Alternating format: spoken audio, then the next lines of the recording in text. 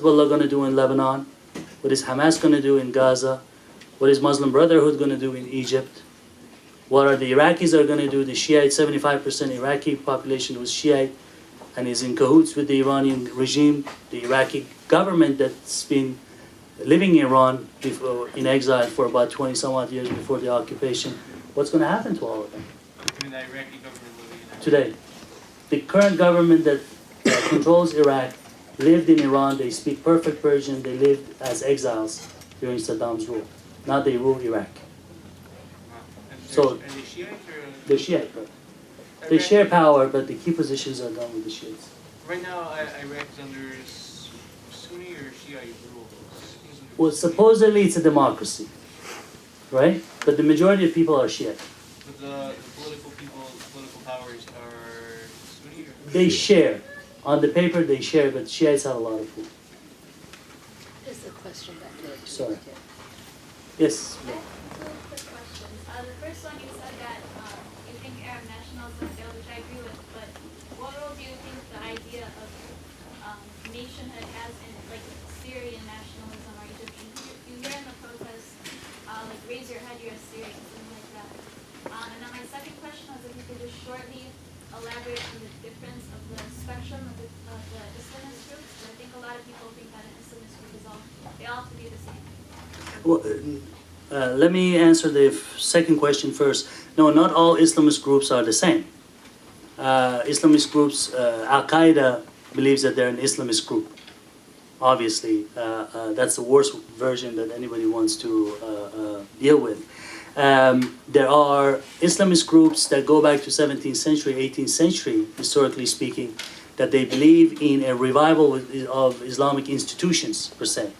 And those, one of them were the Wahhabis that now rule Saudi Arabia vis-a-vis the House of Saud.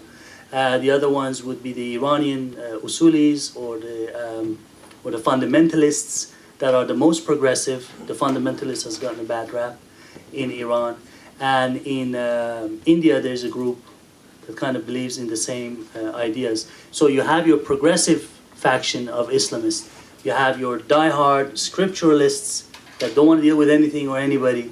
They just want to say, this is what the Prophet wanted, this is what we're going to do, this is how he ate, this is what we're going to eat, this is how he walked, this is what we're going to do, this is what the Quran says, this is exactly what we're going to do, literally speaking. So you have it between progressive, the moderates, which are in Turkey right now, and then you have your extremes, which is Al-Qaeda.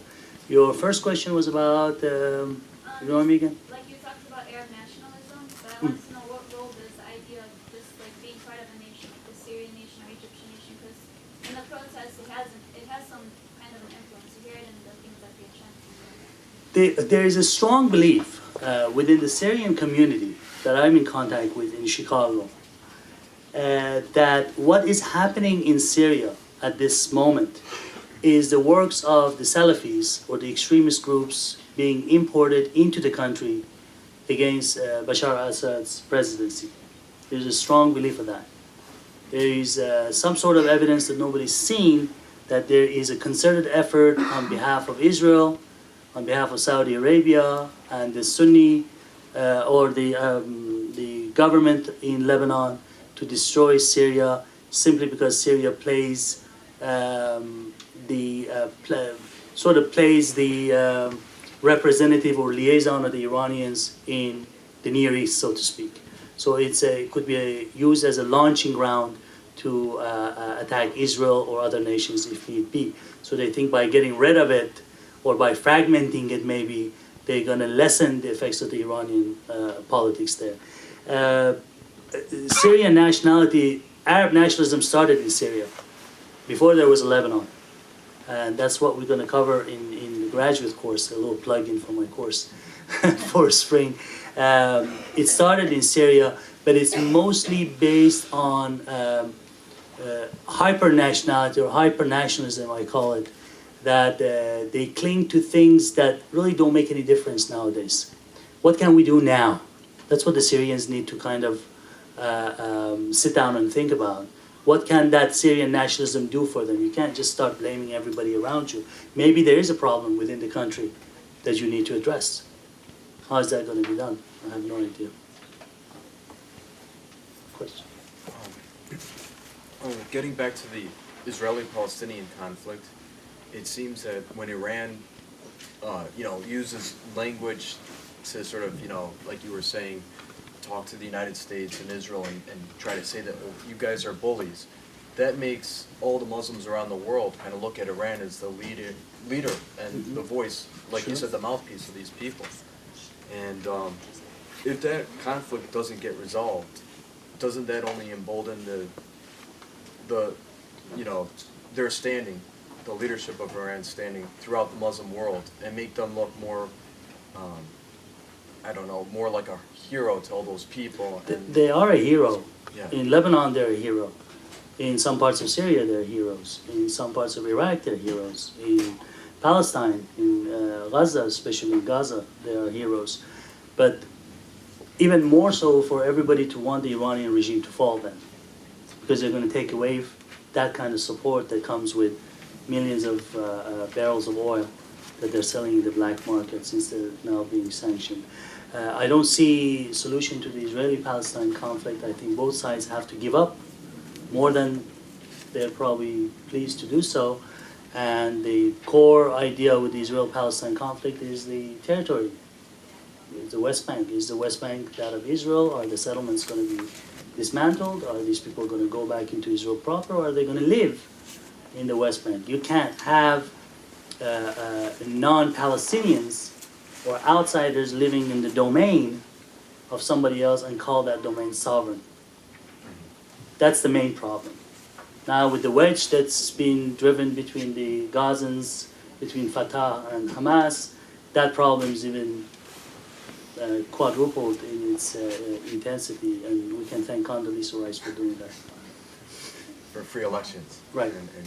And Because we said we like free elections. That's what we said. We like free elections. I remember we said, yes, let them, go to the voting booth and see what they want. Well, they chose Hamas. And said, well, we don't like that kind of election. We like democracy, but the type that would be kind of actually conducive to our interest. So until we actually deliver what we say, you're going to have this problem persist. And I was talking to a few Palestinians. They were telling me about that election that, the situation was just so deplorable in Gaza. It wasn't so much that the people were in much favor of Hamas than Fatah. It's just that Fatah wasn't delivering for the Right. people. And so they saw, well, this is an alternative, let's try this one. And see, if you go to see where Hamas gets its money, most of the money comes from Saudi Arabia, with the donations that the Saudi government and Saudis and other people make through religious endowments of the Waqf money that they get. Another part of the money comes from Iran, a few $100 million. A big portion of it comes from Muslim Brotherhood or in Egypt. So that's why I say charity becomes synonymous with what the whole of Islam is, and that's just not the case. You have to get past that passing around the pencil or the TV or the rice or the blanket. Because if you want to be successful in world politics, it's not just about making blankets for people or giving them rice. It's a lot more complicated than that. Yes, Close out with one last question, Sure. Dr. Farzaneh. Sure. I think we could go on for a couple more hours with this discussion. But one last question, Sure. please. I think that despite what the source might be, that the Muslim Brotherhood of Egypt might deliver and might see For? success for the people of Egypt if they are being funded by Saudi Arabia. Power is a crazy thing. Who knows? I mean, they've done a lot of good things for the Egyptian population. I mean, I've visited their hospitals, the schools that they've built, the iftar or the fasting feast that they put out during Ramadan, which feeds millions and millions of people, literally. I mean, these will have a tremendous effect on people. Whether or not they're going to continue their gracious presence and be charitable in way of politics, that remains to be seen. But again, power is a crazy thing. As I said, in Iran, everybody was very hopeful when the Islamic regime took power. I was very hopeful as a teenager. I said, oh, everything's going to be great. I didn't know what I was talking about. I still probably don't know. But for the most part, people change. Look at Obama. Everybody thought that things are going to change. That was the message. And nothing changed. And that's the problem. We don't know what happens once somebody, I said it in classes all the time, something happens between the voting booth and once you're in power that kind of changes your mind. Either understanding exactly what politics are, what the realities are, or it's something, maybe they feed you something to act in some way. Okay?